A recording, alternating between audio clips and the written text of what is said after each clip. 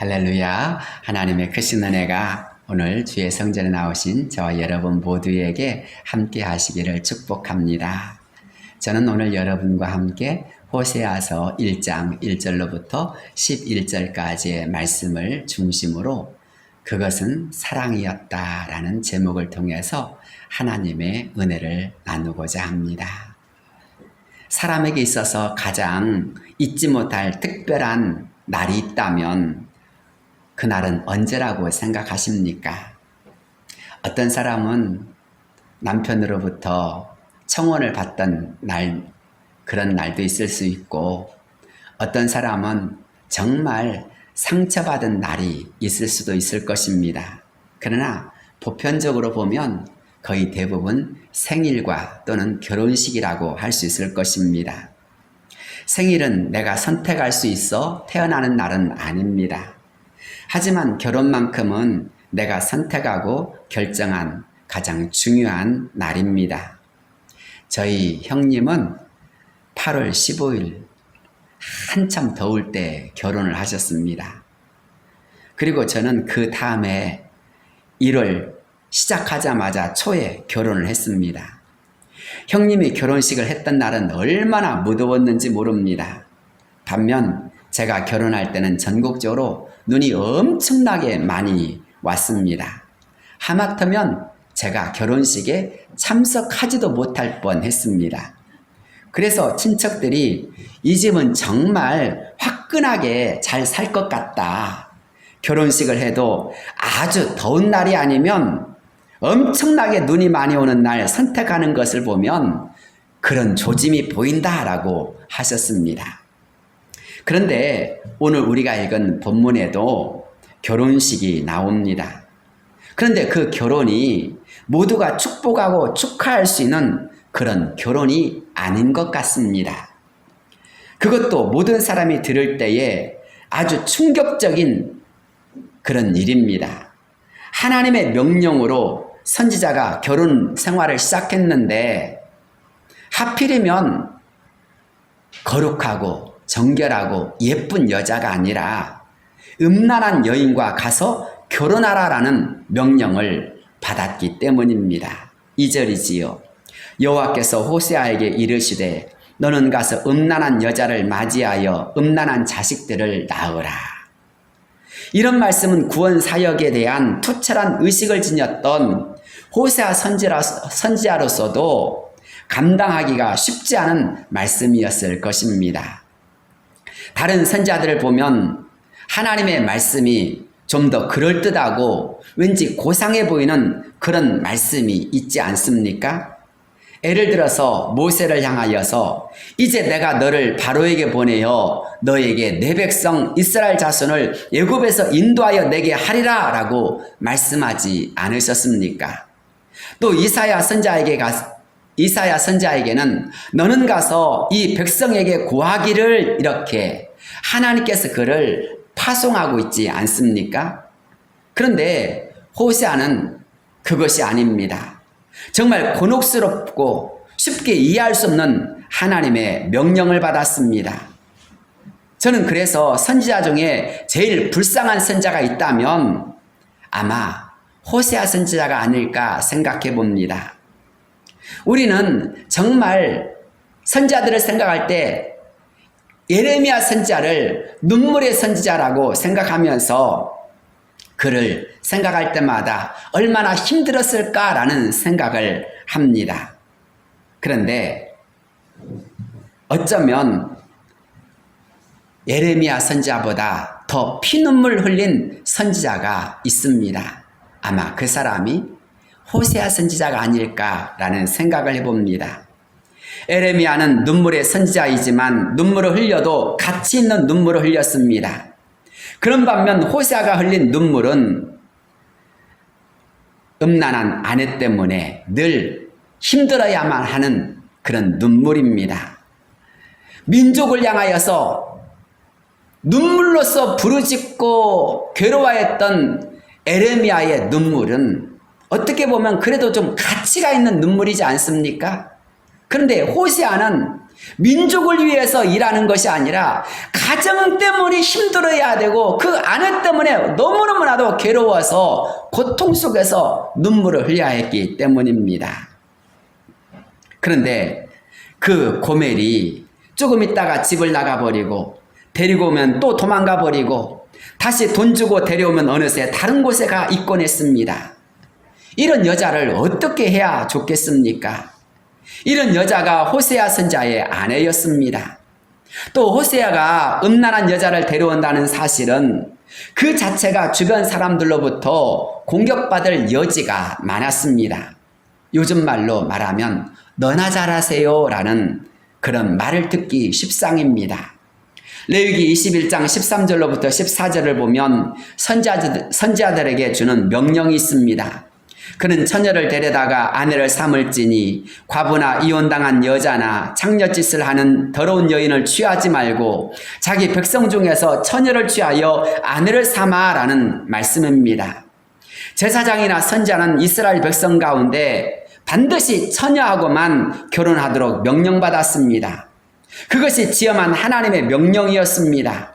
그런데 호세아는 지금 하나님의 율법과 정면으로 충돌되는 결혼을 하게 된 것입니다. 그것도 하나님의 명령 때문이었습니다.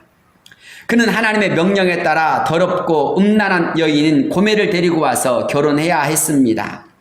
그러니 당사자나 주변 사람들 모두가 참으로 황당하고 어리둥절한 명령이 아닐 수 없습니다. 그래서 어떤 사람들은 이렇게 말하기도 합니다. 그것 봐라. 성경끼리 충돌할 리가 없다. 하나님께서 레위기에서는 정숙한 이스라엘 처녀하고만 결혼하라고 해놓고 호세아 선지자에게 이런 명령을 내리실 이가 없다. 한마디로 이것은 사실이 아닌 단지 비유이지 않겠느냐라고 주장을 합니다. 나아가 호세아서 전체 구조와 주제를 문제 삼아서 다음과 같은 주장을 펴는 사람들도 있습니다. 호세아서는 1장부터 3장까지 호세아 선지자의 가정의 비극을 통해서 하나님의 마음이 묘사되어 있고 4장부터 비로소 진짜 본론이 나온다. 그래서 음란한 여인 고멜과 결혼한 내용은 고멜과 같이 타락한 이스라엘을 심판하시고 결국 이스라엘에게 구원을 주시기 위해 동원된 비유일 뿐이다. 이렇게 주장하는 것입니다. 그러나 이런 주장은 모두 옳지가 않습니다. 이에 대한 명백한 반증이 있습니다. 먼저 1장 3절을 보면 이에 저가 가서 디블라임의 딸 고멜을 취하였더니 라고 기록되고 있습니다. 만약 가상의 인물이었다면 그냥 고멜이라고 하지 디블라임의 딸 고멜을 취하였다라고 말하지 않을 것입니다. 또 3장 1절 2절 말씀을 보면 타인에게서 음부가 된 고멜을 호세아가 돈을 주고 다시 사오는 장면이 나옵니다. 여호와께서 내게 이르시되 이스라엘 자손이 다른 신을 섬기고 검포도 과자를 즐길지라도 여호와가 그들을 사랑하나니 너는 또 가서 타인의 사랑을 받아 음녀가 된 그 여자를 사랑하라 하시기로 내가 은 15개와 보리 한 호멜 반으로 나를 위하여 그를 사고라고 합니다. 고멜을 다시 사오는데 은 15개와 보리 한 호멜 반을 주었다고 정확하고 구체적인 그 수량을 기록하고 있습니다. 다시 말해서 이것이 실제적인 이야기임을 강조하고 있는 것입니다. 따라서 호세아는 하나님의 명령으로 음부된 여인 고멜과 정말 어렵고 어려운 결혼 생활을 하고 있다라는 것입니다.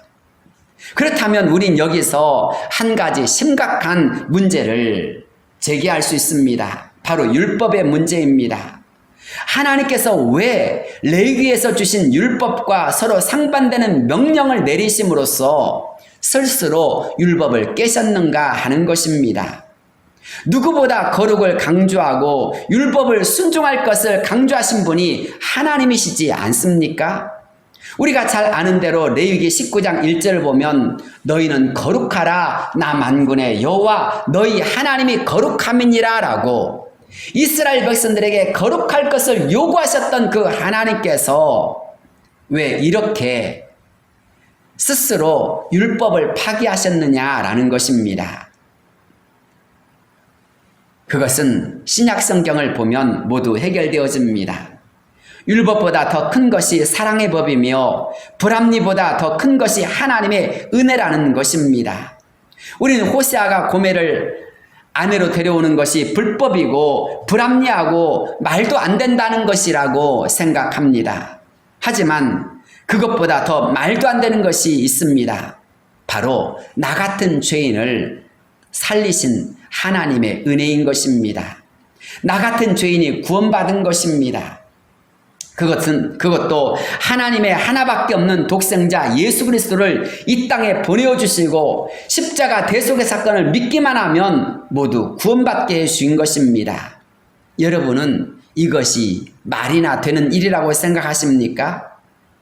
로마서 4장 4절로 5절의 말씀에 있는 것처럼 우리가 일하지 않았습니다. 경건하지도 아니한 자를 의롭다 하신 이를 믿는 자에게 그의 믿음을 의로 여기셨다라는 그 말씀과 같이 우린 의를 행하지도 않았는데 경건하지도 않았는데 단지 딱 하나 우리를 의롭게 하시는 예수님을 믿는 그 믿음 하나 때문에 저와 여러분이 구원받게 해주셨다라는 것입니다. 그거 하나 때문에 저와 여러분이 이 자리에 오게 되었다라는 것입니다. 더 나아가서 우리가 하나님의 자녀가 되어지고 저 영원한 하나님의 나라가 우리의 것이 되어지는 놀라운 사람이 된 것입니다.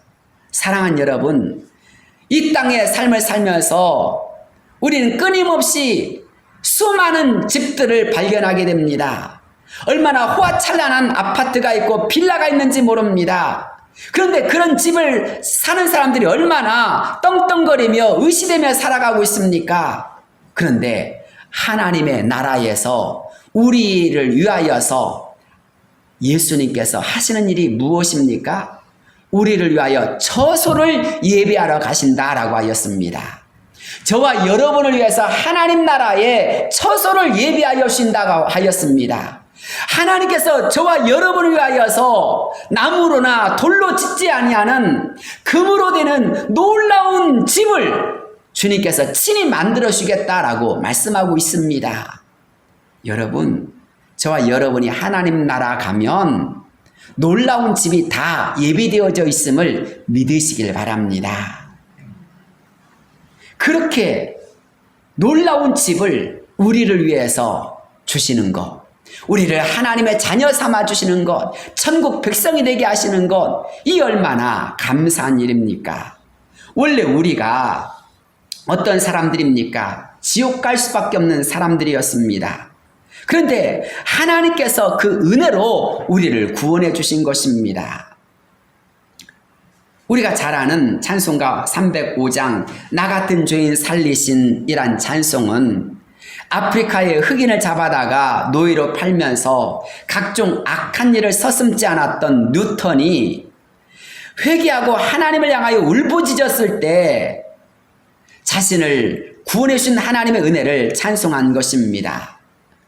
정말 그날 또 아프리카에서 흑인들을 잡아다가 배를 타고 가는데 갑자기 풍랑이 일어나서 배가 침몰할 수밖에 없는 상황 속에서 이젠 꼼짝없이 죽었구나라는 생각이 들자 뉴턴이 그 자리에서 무릎을 꿇고 하나님 나 좀 살려주옵소서, 하나님 나만 살려주시면 이제 남은 여생 주를 위하여 살겠나이다 라고 했는데 정말 기적적으로 그가 하나님의 도우심 속에서 목숨을 구하게 된 것입니다. 그래서 그때부터 그가 그런 자신을 구원하신 하나님의 은혜를 깨닫고 하나님의 복음을 위하여 사는 자가 되지 않았습니까? 로마서 5장 8절은 이렇게 말씀하고 있습니다. 우리가 아직 죄인 되었을 때에 그리스도께서 우리를 위하여 죽으심으로 하나님께서 우리에 대한 자기의 사랑을 확증하셨느니라. 하나님께서 언제 예수님을 우리에게 보내주셨다고 하였습니까? 아직 우리가 죄인으로 있을 때라고 하였습니다. 로마서 5장 10절을 보면 곧 우리가 원수 되었을 때에 그의 아들의 죽으심으로 말미암아라고 하였습니다. 하나님의 원수가 되었는데 하나님께서 왜 그 아들을 보내어 죽게 만드셨습니까? 우리를 살리시기 위함인 것입니다. 이런 불합리한 것이 어디 있습니까? 이 불합리를 성경은 사랑이라고 표현하고 있습니다. 우린 호세아서를 읽어보면서 그런 하나님의 사랑을 발견할 수 있습니다. 합리성보다 더 중요한 것이 있다고 하는데 그것이 바로 하나님의 사랑이라는 것입니다. 우리가 성경 갈라디아서를 살펴보게 되어지면 율법주의자들이 나옵니다. 그 율법주의자들의 특징이 무엇입니까? 그들은 다른 사람들의 삶에 대해서는 전혀 관심이 없고 타인의 잘못만을 들춰냄으로써 자기 자신의 의와 그 정당성을 나타내려고 했다는 것입니다. 율법주의는 사랑도 눈물도 없으므로 사람을 정죄하고 그 영혼을 죽입니다. 그러면 교회가 율법주의로부터 벗어날 수 있는 비결이 무엇입니까? 바로 온 힘을 다하여서 영혼을 사랑하는 것입니다. 주님 안에서 구제하고 희생하고 서로 섬기고 사람을 세우는 일, 영혼을 살리는 일로 나아가다 보면 하나님의 역사가 일어나고 하나님의 크신 뜻을 알게 되어집니다. 사랑하는 성도 여러분, 하나님의 사랑은 우리를 긍휼히 여기시는 사랑입니다. 그 하나님의 사랑은 어떤 것을 계산하거나 어떤 것을 기대하면서 주는 사랑이 아닙니다. 맹목적입니다. 하나님께서 우리를 향한 사랑에 있어서 우리가 경건하지도 않고 의를 행하지도 않고 우리가 하나님을 기쁘시게 하지 않았음에도 불구하고 우리를 그저 사랑해 주신 것입니다. 묻거나 따지지 않은 것입니다. 그런 하나님의 사랑 가운데서 저와 여러분이 하나님으로부터 사랑을 받은 것입니다. 그렇다면 우리도 그런 하나님의 사랑을 깨닫고 참 사랑 안에 거하는 자가 되어야 할 줄로 믿습니다. 그것이 참된 하나님의 은혜를 경험한 우리의 사명입니다. 우리도 주변 사람들을 합리성이라는 기준으로 따지려고 하지 말고 구원의 복음을 알지 못하는 이들이 있으면 그 영혼을 붙들 줄 아는 자가 되어야 합니다. 모든 사람이 다 구원을 받아야 합니다. 고멜과 같은 여인이라 할지라도 다 건져내야 할 바로 구원의 대상인 것입니다.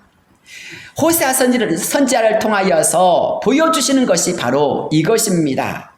하나님은 우리가 먼저 그런 영혼들을 살리고 눈물로서 품어내는 사람이 되기를 원하신다는 것입니다. 사랑하는 성도 여러분, 세상을 살다 보면 내가 정말 좋아하는 사람이 있기도 하지만 정말 마음에 안 맞는 사람이 얼마나 많이 있는지 모릅니다. 그런 사람은 다시는 보고 싶지 않은 사람, 재수 옴붙은 사람이 얼마나 많이 있는지 모릅니다. 그런데 하나님 마음으로 보면 그런 사람들까지도 다 구원받아야 될 하나님의 백성임을 기억하시길 바랍니다. 아니, 거꾸로 돌이켜보면 그 첫 번째가 바로 나였음을 잊지 말아야 한다라는 것입니다. 두 번째로 우리는 이 말씀을 통해서 하나님의 마음을 아는 자가 되어야 한다라는 것입니다. 하나님은 왜 음란한 여인 고멜과 결혼하라고 하셨을까요? 그 이유는 하나님의 마음을 알라는 것입니다.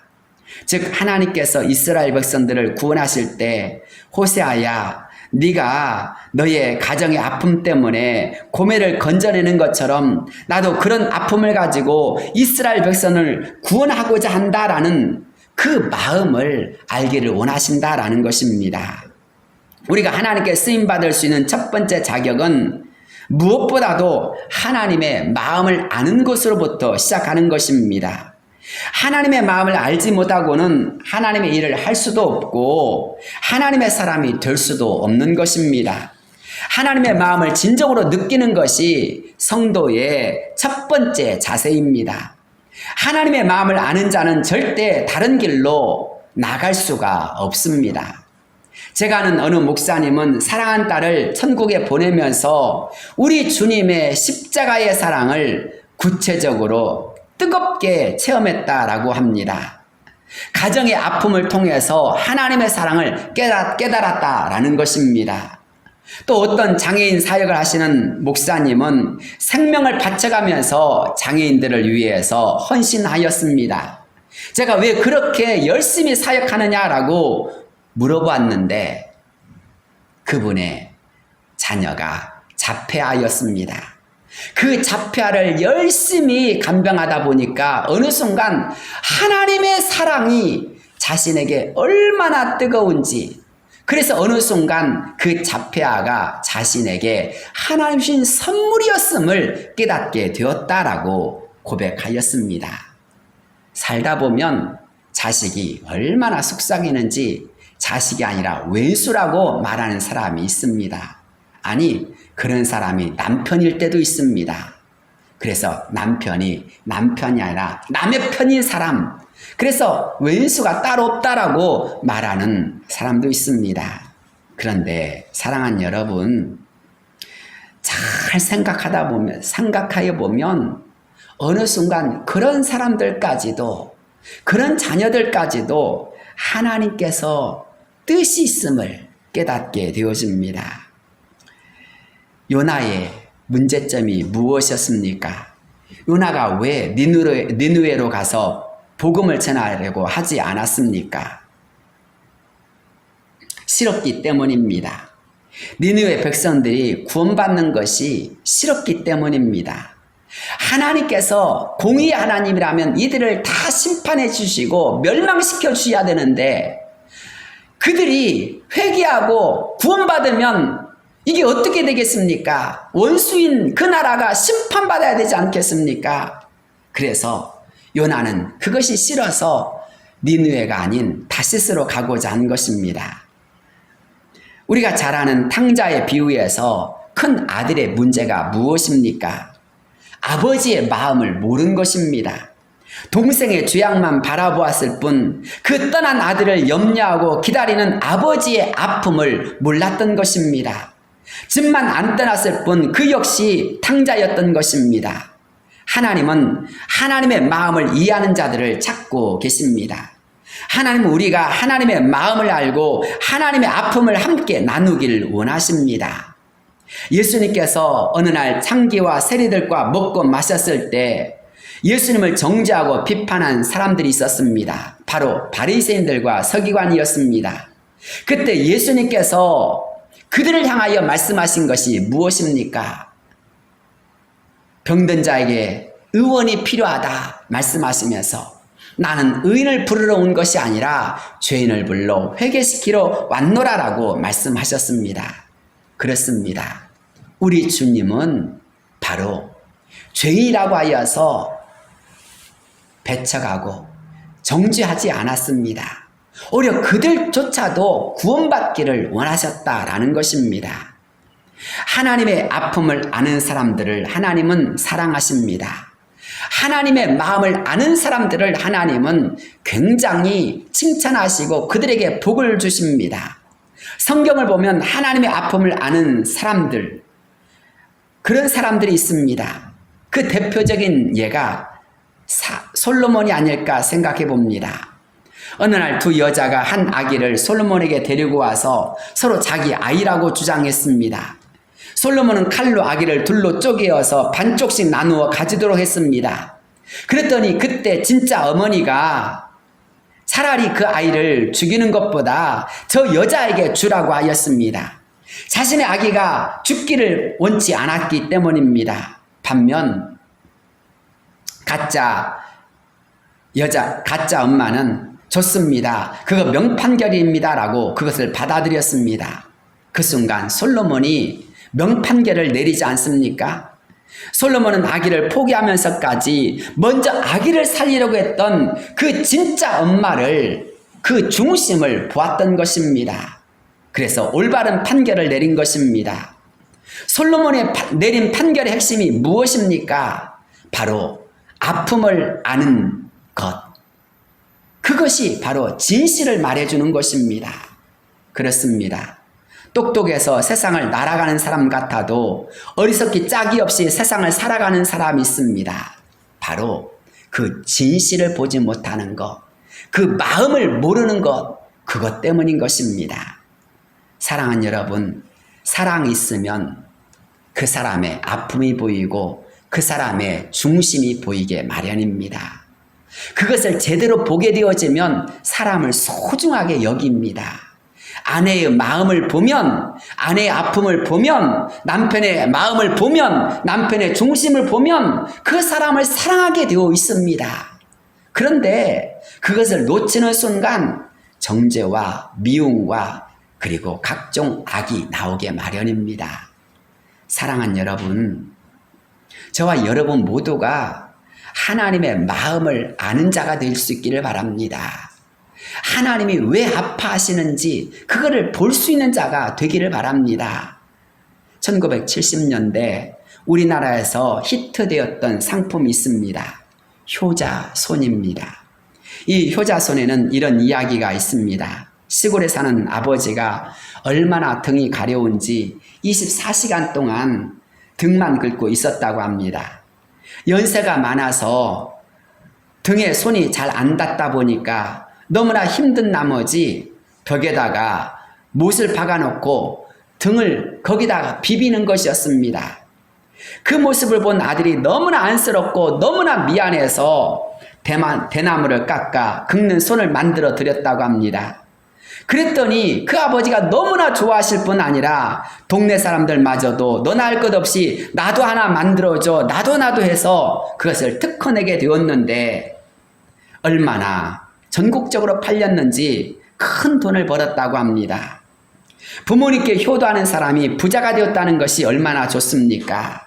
그런데 그 시작이 등이 가려워서 고통스러운 아버지의 마음을 생각하고 그것을 해결하다 보니까 결국 부자가 된 것입니다. 아버지의 마음을 아니까 하나님께서 복을 주신 것입니다.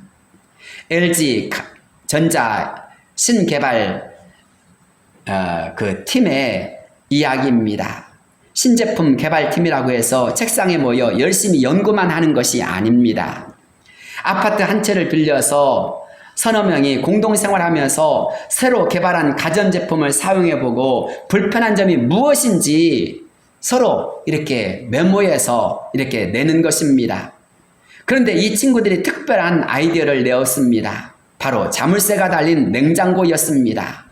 함께 생활하다 보니 어느 순간 냉장고에서 자기들이 먹어야 될 것을 다른 사람이 먹어버리는 것입니다. 그래서 이때 자물쇠를 잠궈 놓으면 얼마나 좋을까라는 그런 엉뚱한 생각을 하게 되었습니다. 그래서 이 자물쇠 달린 냉장고를 출시했습니다. 그런데 이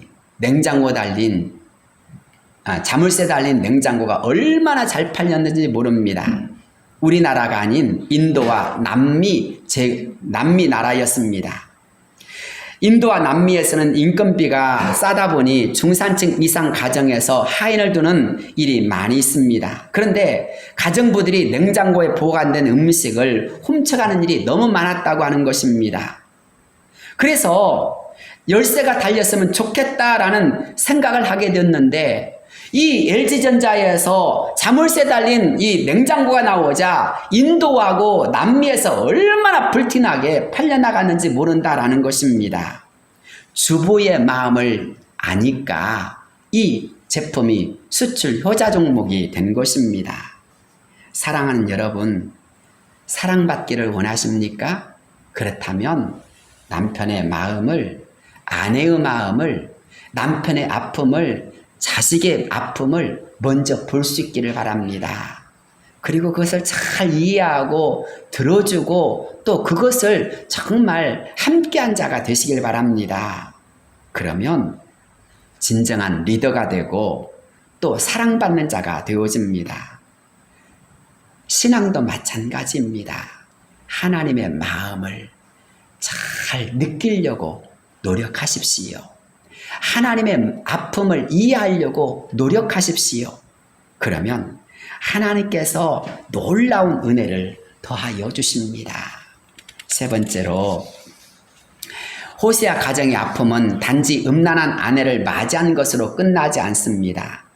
호세아는 고멜이 낳은 아들 이름을 하나님의 말씀대로 지었습니다. 4절을 보면 여호와께서 호세아에게 이르시되 그의 이름을 이스라엘이라 하라 라고 하였습니다. 이스라엘과 이름이 비슷해 보이지만 그 뜻은 매우 다릅니다. 이스라엘은 흩어버린다 라는 뜻입니다. 하나님이 흩으신다 라는 것은 저주의 이름이었습니다. 특히 이 이름과 관계된 사람이 있습니다. 바로 이스라엘 평지에서 죽었던 북왕국 아합 왕입니다. 죽은 아합 왕의 시체를 개가 뜯어먹었던 자리가 바로 이스라엘입니다.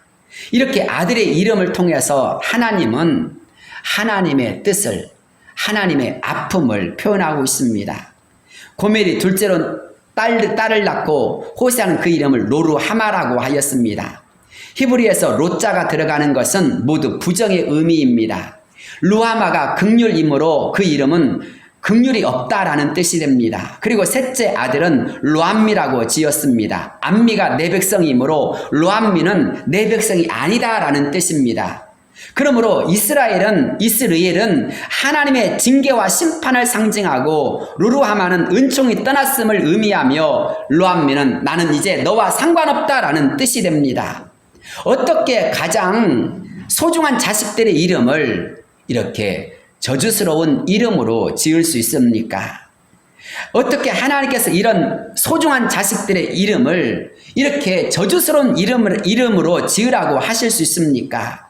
그러나 그것을 통해서 하나님은 이스라엘의 실상이 지금 어떤 상태인지, 어떤 위기 가운데 있는지를 보여주시고자 하신 것입니다.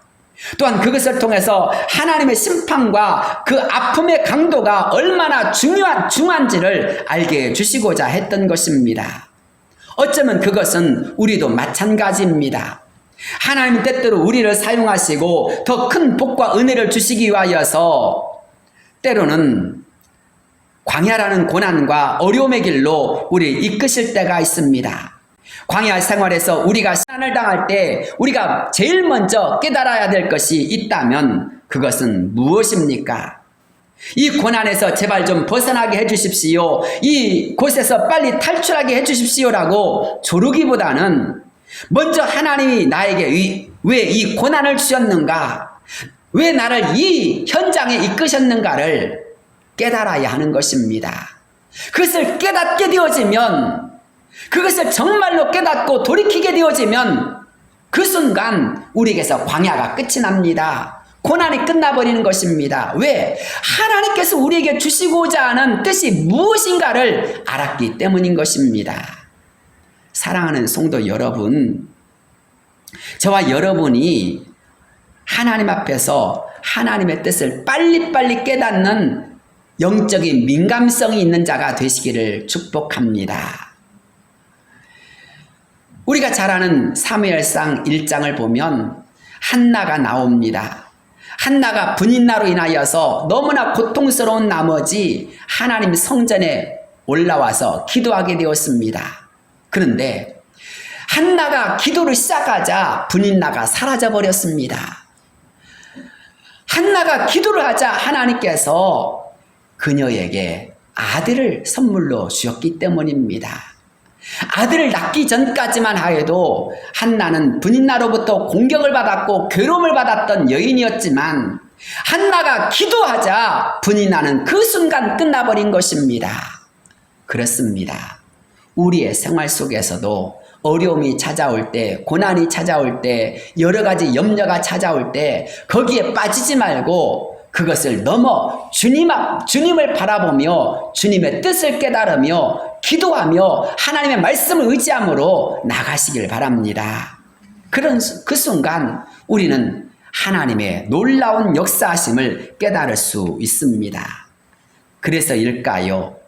10절로부터 11절 말씀을 보면 그러나 이스라엘 자손의 수가 바닷가의 모래같이 되어서 헤아릴 수도 없고 셀 수도 없을 것이며 전에 그들에게 이르기를 너희는 내 백성이 아니란 그곳에서 그들에게 이르기를 너희는 살아계신 하나님의 아들들이라 할 것이라. 이에 유다 자손과 이스라엘 자손이 함께 모여 한 우두머리를 세우고 그 땅에서 올라오리니 이스라엘의 날이 클 것이미로다. 너희 형제에게는 암미라 하고 너희 자매에게는 루아마라 하라 라고 하였습니다.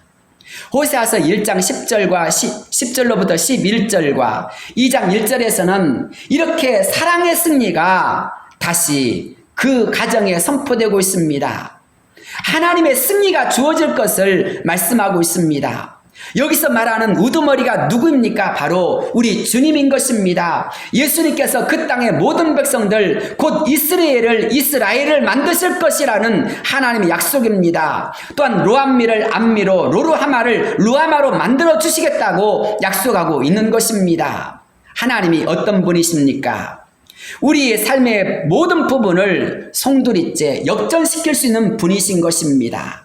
지금은 아닌 것 같지만 주님께서 뜻하신 순간 순식간에 역전의 역사가 일어나게 하시도록 하시는 분이 하나님이시다라는 것입니다. 흩어버리겠다 하신 곳에서 하나님과 겨루어 이겼다는 승리 외침을 만들어주시는 분, 내 백성이 아니다라고 하신 곳에서 내 백성이다라고 말씀해 주시는 분, 너희에게는 진정한 긍휼이 없다라고 선하신 자들에게 긍휼을 베풀어 주시겠다라고 말씀하시는 분, 그분이 바로 우리 하나님이신 것입니다. 사랑하는 성도 여러분, 모든 것이 끝난 것 같고 이제는 정말 어떻게 하면 좋을까라고 그렇게 한탄이 저절로 나오는 순간이십니까? 아닙니다. 하나님께서 말씀하시면, 하나님께서 역사해 주시면 지금부터가 시작될 수 있는 것입니다. 지금부터 하나님의 역사가 이루어질 수 있는 것입니다.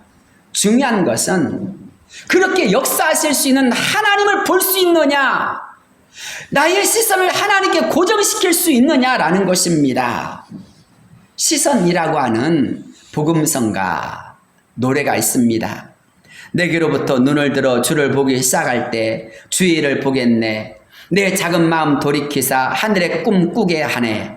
주님을 볼 때 모든 시선을 주님께 드리고 살아계신 하나님을 느낄 때 내 삶은 주의 역사가 되고 하나님이 일하기 시작하네. 성령이 나를 변화시켜 모든 두려움 사라질 때 주의 일을 보겠네. 황폐한 땅 한가운데서 주님 마음 알게 되리. 주님을 볼 때 모든 시선을 주님께 드리고 전능하신 하나님을 느낄 때 세상은 주의 나라가 되고 하나님이 일하기 시작하네. 주님의 영광 임하네. 주 볼 때 주님의 영광 임하네. 주 볼 때 모든 시선을 주님께 드리고 전능하신 하나님을 느낄 때 세상은 주의 나라가 되고 하나님이 일하기 시작하네. 사랑하는 성도 여러분, 여러분의 시선이 하나님을 보는 순간, 하나님을 의지하는 순간부터 역전의 역사가 시작되어짐을 믿으시길 바랍니다. 하나님께서 그렇게 하나님의 놀라운 역사를 이루어 주실 수 있다면 우리는 우리의 마음을, 우리의 생각을 다시 변화시켜야 합니다. 하나님께서 역사해 주실 수 있기 때문입니다. 모든 것이 다 힘들고 어렵다고 하는 때입니다.